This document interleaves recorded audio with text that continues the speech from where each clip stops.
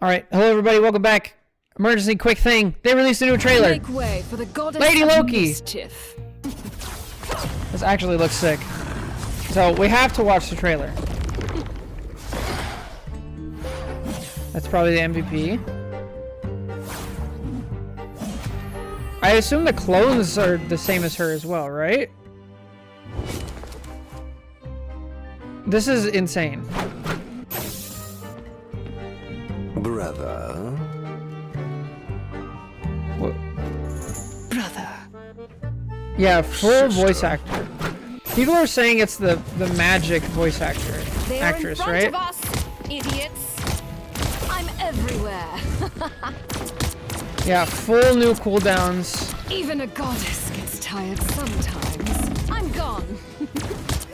Never stood a chance. Your powers are mine! Makes sense to reuse an actor, yeah. Behold the god of thunder! Kneel before your queen. This is good, dude. Holy. Available soon. Wow. Alright, so, there was another trailer. We already saw that. Let's go check this out. So, let me bring up... Alright, a lot of thoughts. First of all, it looks crazy. Other eye color makes sense. Yep. Smaller hitbox. I would assume it's the same hitbox. She has different cooldowns. Wait, what? It's limited? Yes. Yeah, it looks amazing. I have a theory about this. The second I saw this, I was like, wait a minute. Hold up. So they have released so many skins for Psylocke, Luna, and like the really popular characters. Loki is not very popular. So I'm kind of thinking, hold on, is this a way to trick people into playing Loki? Like, are we going to now have, because I know in the Marvel universe, there's all sorts of everything, right? Like, there's female versions of all the characters, male versions of all the female characters, like the whole thing, right? So does that mean they're gonna start releasing skins like this for every character? With like full-on voice actors, full-on, like completely changed everything? So also, is that gonna mean like, okay, now there's... Here's the big question, right? Is this going to be you have all the Loki skins and then you have female Loki? Or is this going to be you have all the Loki skins and you have all the female Loki skins, right? Are they going to re-release or come up with new Loki skins that are just for the female Loki? Like, this is different. Because if you think about like what Rivals has done, right? Like, they lost a lot of players. They lost a ton of players, and they're getting some of them back every time they release a new character. And they've stated, like, basically what I'm trying to say is, how are they going to compete and like keep up with what's going on? Like, they're putting a ton of money and effort into the game, which is awesome. But like, is this what maybe they're going to pivot to? Or is this just like another thing on top of it that they can... Because we've all heard the story of like World of Warcraft, right? Like that one skin made more money than like an entire expansion did. So I think maybe they just double down on the skin thing and they're like, well, we can't keep releasing skins for like Psylocke and Luna and I don't know, all the female characters. We gotta have more to reach out to a player base. Plus we can use this as a way to like also increase the amount of players who play Loki and play support.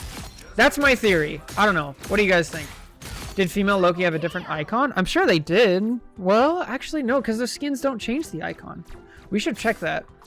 Let me open that back up. We'll check to see that. Let's see. They're just gonna release female version of Eric for Goonbait. Right, that's what I'm saying. They actually are. That's my theory. It's like, it gets more people into the game, right? Oh, good lord, ads. Hang on. Hold up. Okay, skip. All right, let's see. Is there anything in here that shows that? Haven't they said they aren't going to use all characters as skins? I don't know. Development build, so it's not final. They might not stick to it. Beta Ray, Bill, Spider-Gwen, whatever, are their own unique characters. This is literally just Loki in a female body and universe. Right, this is like different. Thor buffs? Oh, Thor buffs? You think it's just a one-off? It could be. I mean, it depends how much money it makes, right? Because it could start off as a one-off, but like, you make a ton of money. You can see obviously influences. Is this a push to try to make unpopular characters popular? I'm saying that this is not necessarily that, but they could use it for that, right? Female Loki with a new summer skin.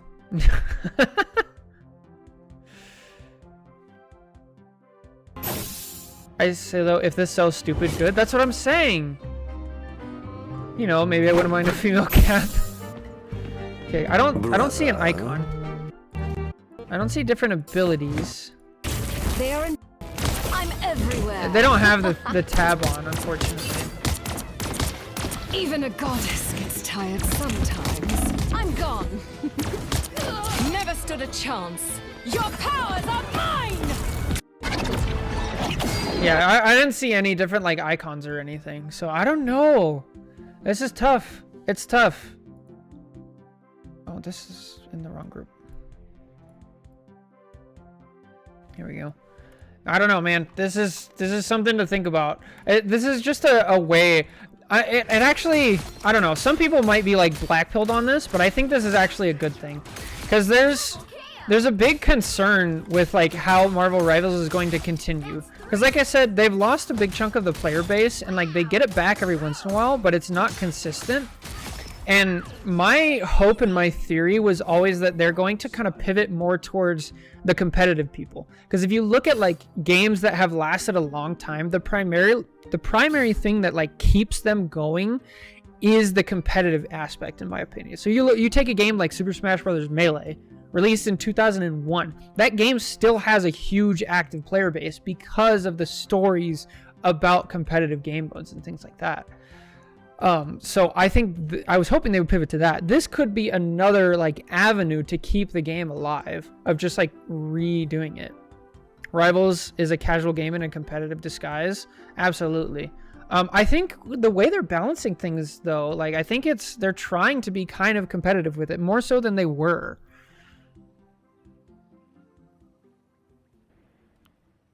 Thor's ult did a lot more damage than it should have, I think. They usually do that in trailers to like make it look good.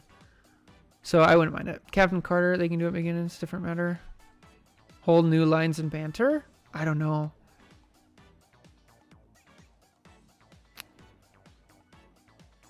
Because her emblem is different than base Loki emblem looks like? Is that a thing though? Like, because emblems can change. Where does your emblem actually show up in game? Hang on, let's go look at Loki. Like what? Accused of loving chaos. It is true. I don't. Where does the emblem show up? Some characters are too close to be separate characters. That's true. I have many faces. Zhejiang needs to fix balancing first. Well, balancing is a thing that doesn't actually have to be perfect. It just needs to be good enough.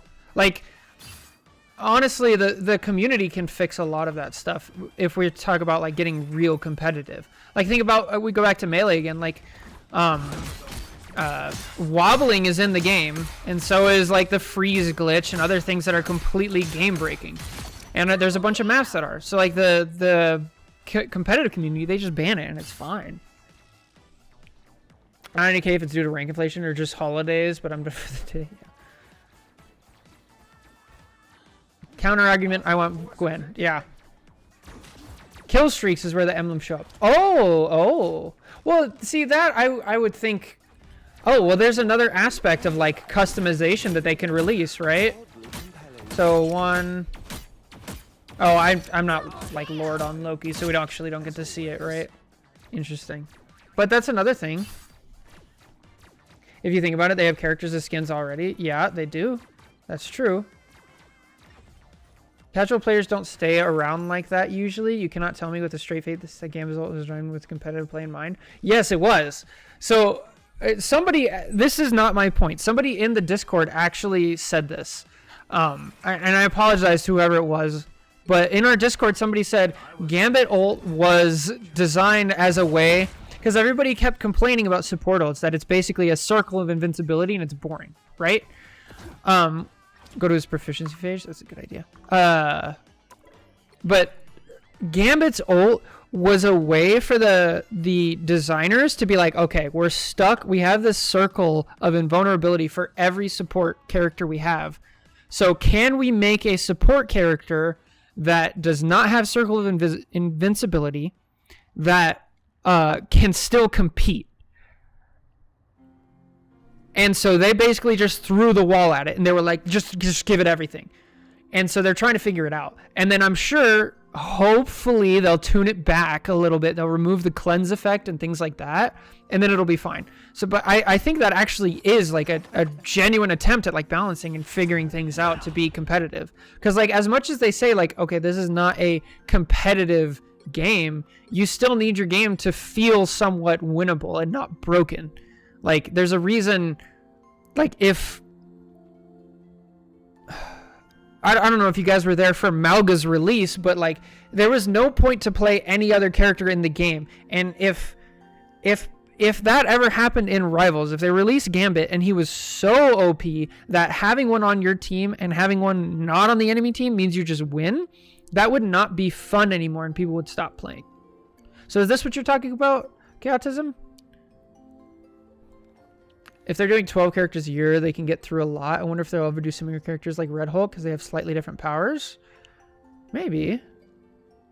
Yeah, but again, I agree with your point. I would probably leave characters like him off the roster. I would too, because like think about Rivals. Like there's Marvel. There's so many characters that like there's no reason to do something similar. You might as well like adjust it.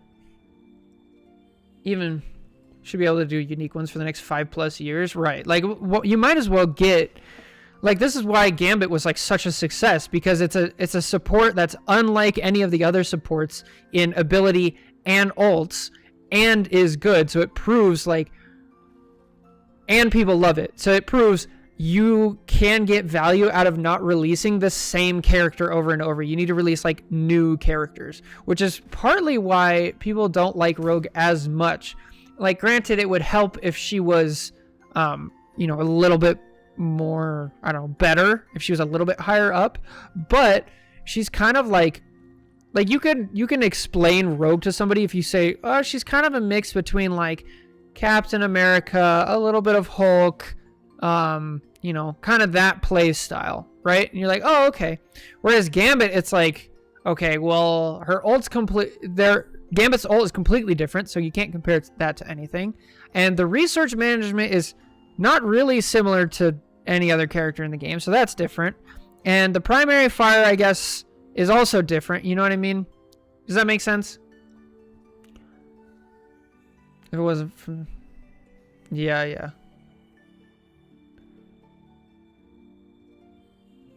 There are skins in the game. There are in a universe, different characters should widely different personalities, history. I don't know. It's tough. Check Discord. Let's see. This is the emblem they show for Lady Loki. Oh, okay. Yeah, that to me doesn't... That just looks like something that they're adding in as far as customization, right? So, I mean, ideally to me, that just shows like at someday you can go over here to proficiency, go to rewards and like... emblems or something, right? Actually not, it wouldn't be under proficiency. You would go here and go to like cosmetics and it would just be another thing here, right? Which is cool. I love it. I love seeing more. That's awesome. Yay, more stuff. I would just wish there was more character gameplay diversity. That's complicated. I feel like there is a lot. Like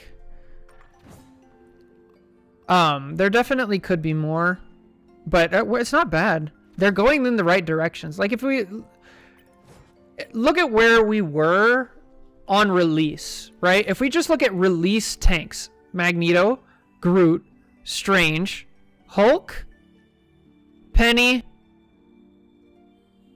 Thor, Venom. So out of those 7, right?